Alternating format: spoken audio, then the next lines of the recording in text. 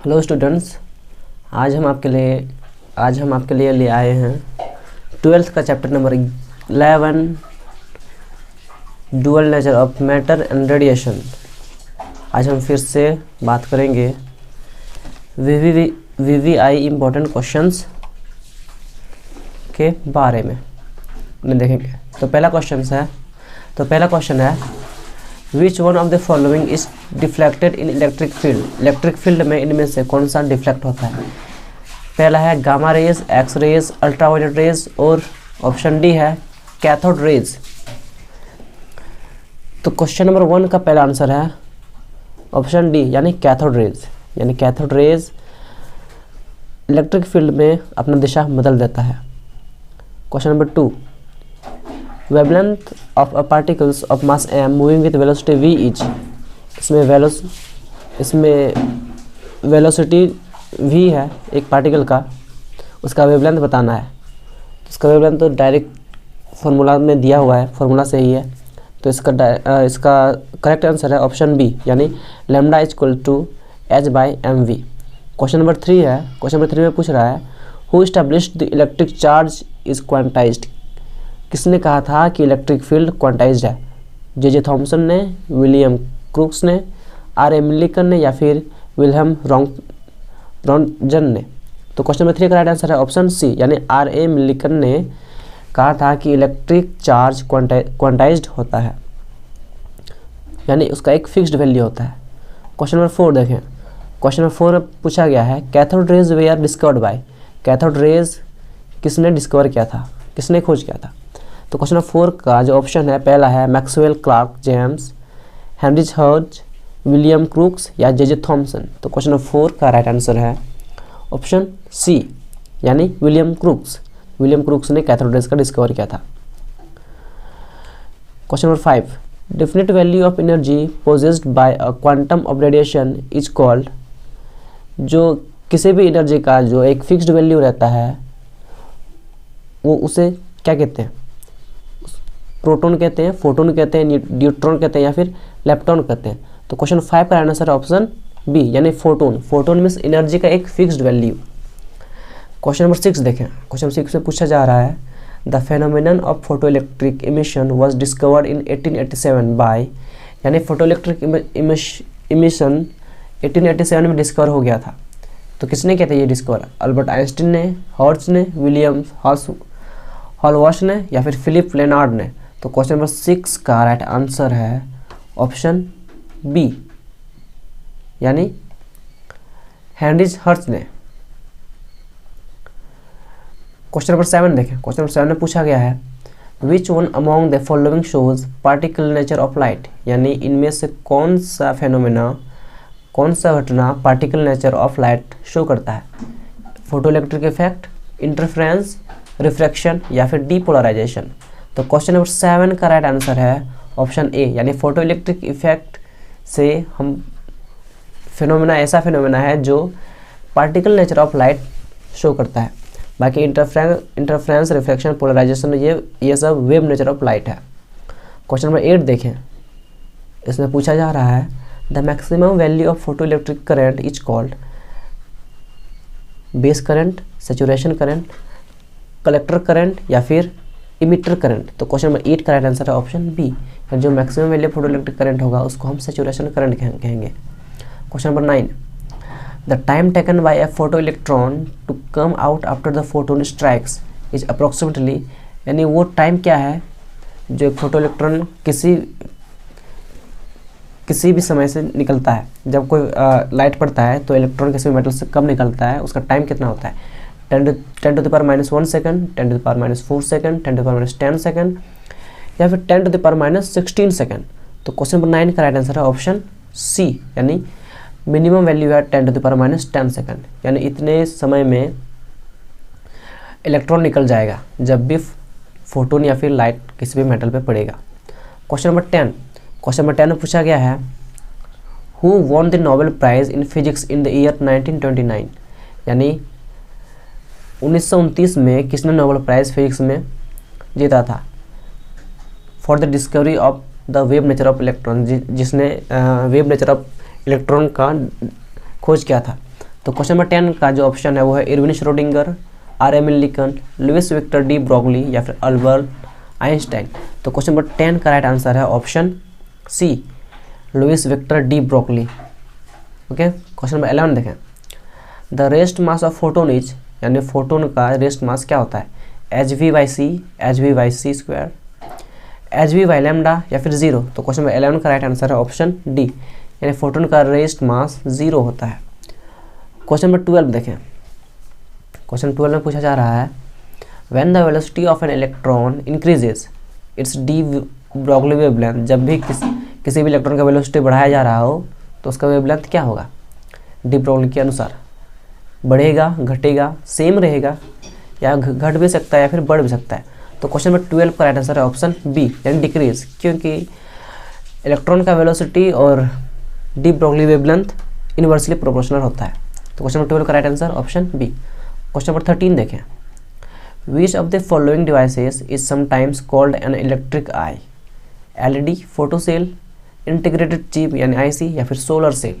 तो इनमें से कौन सा डिवाइस कभी कभी इलेक्ट्रिक आई भी कहलाता है। तो क्वेश्चन नंबर 13 का राइट आंसर है ऑप्शन बी, यानी फोटो सेल। फोटो सेल को हम इलेक्ट्रिक आई भी कहते हैं।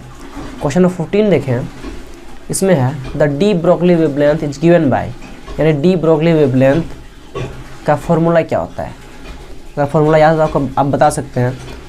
ऑप्शन ए है P = 2πh/λ, P = h/2 lambda, P = 2π/h lambda, P = 2π/λ। तो क्वेश्चन नंबर 14 का राइट आंसर है ऑप्शन ए, यानी P = 2πh/λ। क्वेश्चन नंबर 15 देखें। इसमें है which of these particles having the same kinetic energy has the largest D Broglie wavelength. कौन सा particle का जिसका काइनेटिक एनर्जी सेम रहता है, डी ब्रोगली वेवलेंथ उसका सबसे ज़्यादा होता है, इलेक्ट्रॉन का, अल्फा पार्टिकल का, प्रोटॉन का या फिर न्यूट्रॉन का। तो क्वेश्चन नंबर 15 का राइट आंसर है ऑप्शन ए, यानी इलेक्ट्रॉन का डी ब्रोगली वेवलेंथ सबसे ज़्यादा होता है। क्वेश्चन नंबर 16 देखें। एक्स रेज आर, यानी एक्स रेज क्या है, deflected by an electric field. ऐसा रेज जो इलेक्ट्रिक फील्ड से डिफ्लेक्ट होता है, deflected by magnetic field, deflected by both electric and magnetic fields, या फिर not deflected by electric and magnetic fields. तो क्वेश्चन नंबर 16 का आंसर है ऑप्शन डी, यानी एक्स रेज कभी अपना दिशा नहीं बदलेगा, चाहे इलेक्ट्रिक फील्ड रहे या फिर मैग्नेटिक फील्ड रहे। क्वेश्चन नंबर 17 देखें। क्वेश्चन नंबर 17 में है विच of the following radiations can not eject photo electrons. इनमें से कौन सा रेडिएशन इलेक्ट्रॉन्स निकाल नहीं सकता है, अगर किसी मेटल के सरफेस पे अगर हम उसको लाइट डालें तो। ए है अल्ट्रावायलेट, बी है इंफ्रारेड, सी है विजिबल और डी है एक्स रेज। तो क्वेश्चन नंबर 17 का राइट आंसर है ऑप्शन बी, इंफ्रारेड। क्यों? क्योंकि इसका एनर्जी बहुत कम रहता है, जिस कारण से कोई भी इलेक्ट्रॉन इजेक्ट नहीं हो पाता है, जबकि एक्स रेज, अल्ट्रावायलेट रेज, बाकी सबका एनर्जी बहुत ज़्यादा रहता है। क्वेश्चन नंबर 18 देखें।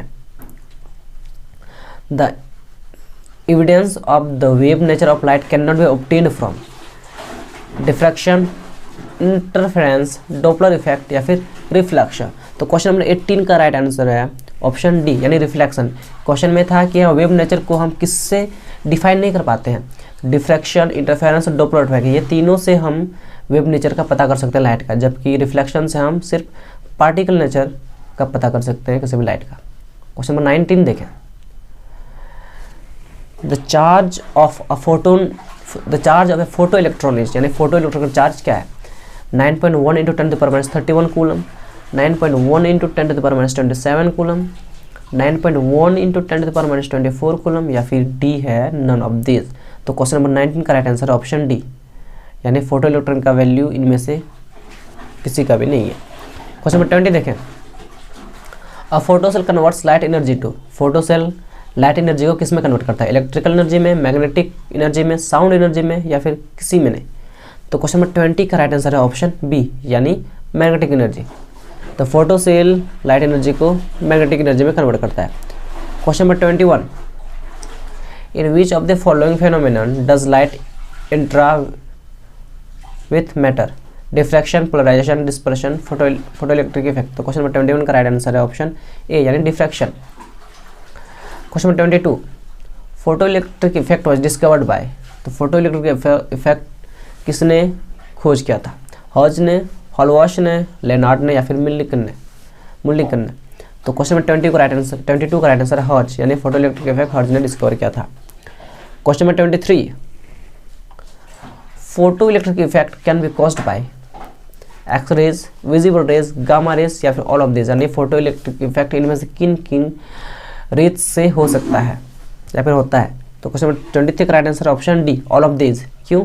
ये तीनों का एनर्जी ज़्यादा है, तो ये तीनों से लाइट इलेक्ट्रॉन निकल सकता है, बाकी इंफ्रारेड से तो नहीं निकल सकता, क्योंकि उसका इंफ्रारेड माइक्रो रेज, क्योंकि उनका एनर्जी बहुत कम होता है। Question number 24, beta rays are deflected in, beta rays कहाँ किस जगह डिफ्लेक्ट होता है? ग्रेविटेशनल फील्ड में, ओनली इन मैग्नेटिक फील्ड में, ओनली इन इलेक्ट्रिक फील्ड में, both in magnetic and electric field. तो क्वेश्चन नंबर 24 का राइट आंसर ऑप्शन डी, यानी बीटा रेज मैग्नेटिक फील्ड और इलेक्ट्रिक फील्ड दोनों में डिफ्लेक्ट होगा, यानी अपना दिशा बदल देगा।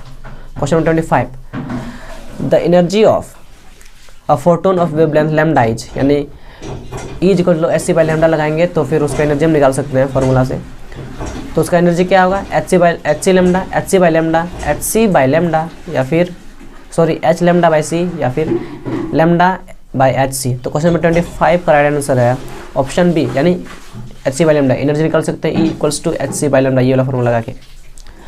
क्वेश्चन नंबर 26 देखें, when light enters into glass its wavelength, जब लाइट ग्लास में इंटर करेगा तो उसका वेवलेंथ क्या होगा? घटेगा, बढ़ेगा, सेम रहेगा या फिर कुछ नहीं होगा? तो क्वेश्चन नंबर 1 राइट आंसर है ए, यानी डिक्रीज। 26 का आंसर ऑप्शन ए, डिक्रीज, यानी अगर लाइट ग्लास में इंटर करेगा तो उसका वेवलेंथ घट जाता है। Question number 27, dimension of Planck constant is, Planck constant का डायमेंशन होता है MLT-1, MLT-2, MLT-1, MLT-2। तो क्वेश्चन नंबर 27 का राइट आंसर है ऑप्शन ए, यानी MLT-1। 28 देखें, the energy of emitted photo electron depends upon, energy किसी फोटो इलेक्ट्रॉन का किस पर डिपेंड करता है? इंटेंसिटी पे डिपेंड करता है, वेवलेंथ ऑफ लाइट पे डिपेंड करता है, वर्क फंक्शन ऑफ मेटल पे डिपेंड करता है या फिर किसी पे नहीं? तो क्वेश्चन नंबर 28 का राइट आंसर है ऑप्शन बी, यानी वेवलेंथ ऑफ लाइट पे डिपेंड करता है किसी भी फोटो इलेक्ट्रॉन्स का energy. Question number 29, the critical angle of light passing from glass to air is minimum for red colours, green colours, yellow colours या फिर वायलेट कलर्स? तो क्वेश्चन नंबर 29 का ऑप्शन है ऑप्शन डी, यानी violet colour का critical angle कब रहता है? Question number 30, transverse nature of light is shown by, यानी ट्रांसवर्स नेचर ऑफ लाइट किसके कारण से होता है? डिफरेंस से, रिफ्लेक्शन से, पोलराइजेशन से, डिस्पर्सन से। तो इसका आंसर है ऑप्शन 30 का ऑप्शन सी, यानी पोलराइजेशन से। Question number 31, the minimum angular momentum of electron in hydrogen atom will be, इसमें तो सीधा सा फॉर्मूला है, ऑप्शन ए है H by pi joule second, H by 2 pi joule second, H pi joule second या फिर 2 पाई एच जूल सेकंड। तो question number 31 का आंसर है बी, यानी H by 2 pi joule second. Question number 32, Kirchhoff's second law of conservation of charge, energy, momentum, angular momentum, यानी Kirchhoff's का second law किस पे था? तो क्वेश्चन नंबर 32 का राइट आंसर है ऑप्शन बी, यानी एनर्जी पे था किरचॉफ्स का second law. Question number 33, life of A fossil is estimated by, किसी भी फॉसिल का लाइफ किससे एस्टिमेटेड किया जाता है? कार्बन डेटिंग से, एक्सरे से, गामा रेज से या फिर लेजर से? तो क्वेश्चन नंबर 33 का राइट आंसर है ऑप्शन ए, यानी कार्बन डेटिंग की मदद से हम किसी भी फॉसिल का लाइफ बता सकते हैं। तो थैंक यू दोस्तों, ऐसे वीडियो देखते रहे हमारे, और भी कौन से चैप्टर चाहिए आप कमेंट सेक्शन में बता सकते हैं। बाकी आप शेयर करें, सब्सक्राइब करें और हमारे साथ जुड़े रहें। शुक्रिया।